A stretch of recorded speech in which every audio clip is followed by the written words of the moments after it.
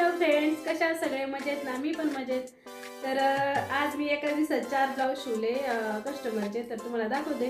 Blouse सिंपलच शिवले, पण एका दिवसात 4 शिवलेले आहेत बऱ्याच दिवसानंतर. तर हा वेलवेटचा ब्लाऊज आहे बघा, आणि खूप छान इथं असं हे टिकली वर्क आहे, म्हणजे रेडीमेडच होतं आणि छान एकदम मस्त राणी कलर. हा एक ब्लाऊज शिवला. त्याच्यानंतर हा एक शिवला ग्रीन कलरचा, याला चौकोनी गळा टाकलाय आणि कटोरी ब्लाऊज शिवलाय. म्हणजे जुन्या कस्टमरचे मी त्यांना म्हणलं ना की मी नाही शिवत, तरी पण ते म्हणतात की नाही आमचे ब्लाऊज तुम्ही शिवायचे, आम्हाला बाकी काय माहीत नाही. त्यामुळे मी त्यांचा हट्ट पुरवते आणि वेळात वेळ काढून त्यांचे ब्लाऊज शिवत असते.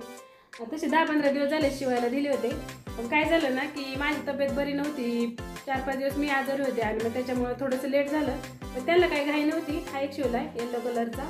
ह्याला थोडीशी तर नॉड वगैरे लावली, छोटीशी डिझाईन केली, बाकी काय केलं नाही. आणि आता दाखवते तुम्हाला मी माझा ब्लाऊज सीमाकडे दिला होता वर्क करायला. मला माहीत नव्हतं तिला येते, पण ती त्या दिवशी मला म्हटली की ताई मला येते वर्क करता. मग तिने मला असं छान वर्क करून दिले बघा. तर ह्याचा मी उद्या ब्लाऊज शिवणार. साडीवरचा आहे. तर असं छान स्लीवला वर्क केलं आहे. हे बघा दोन्ही साईडने केले, दिसते का हे? आणि हे असं पाठीमागून केले. एक मिनिट दाखवते. हे पाठीमागून केले वर्क तिने, छान केले खूप. हे बघा दिसतंय का? आणि इथं गळ्याला पण केलंय, इथं थोडंसं केलंय पुढच्या गळ्याला. आणि लटकन बनवण्यासाठी हे 4 बनवून दिले तिने. तर उद्या मी शिवीन ब्लाऊज शिवल्यावर परत एकदा दाखवेन तुम्हाला कसा झालाय. तर लांबून दाखवते पीस. हे बघा अशी छान तिने डिझाईन करून दिली मला.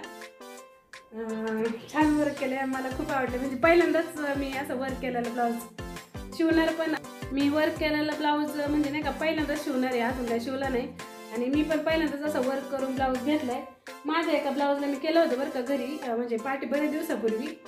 तर हे दिसते का तुम्हाला? हे ना ही चेन लावली होती आणि हे असं हाताने चिटकून असं शिवून काढलं होतं मी.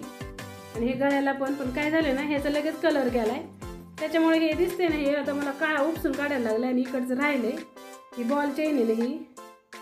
हे बघा हिचा पूर्ण कलर गेला. आता मला ते पूर्ण काढून टाकायला लागेल. त्याच्यामुळे म्हणलं आता ह्याच्या नादीच नको लागायला, वर्कच करायला शिकणार आहे मी पण तिच्याकडून. तर त्याचा पण मी व्हिडिओ नक्कीच टाकेल. आणि त्याच्यानंतर सीमा आली होती, बऱ्याच वेळ गप्पा झाल्या.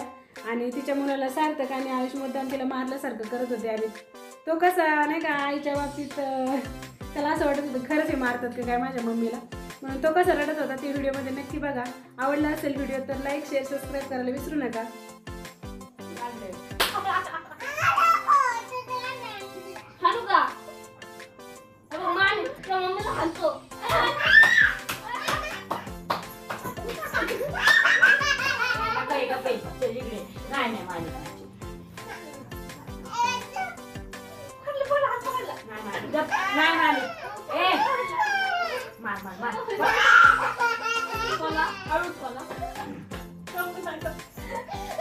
ए नको बास बास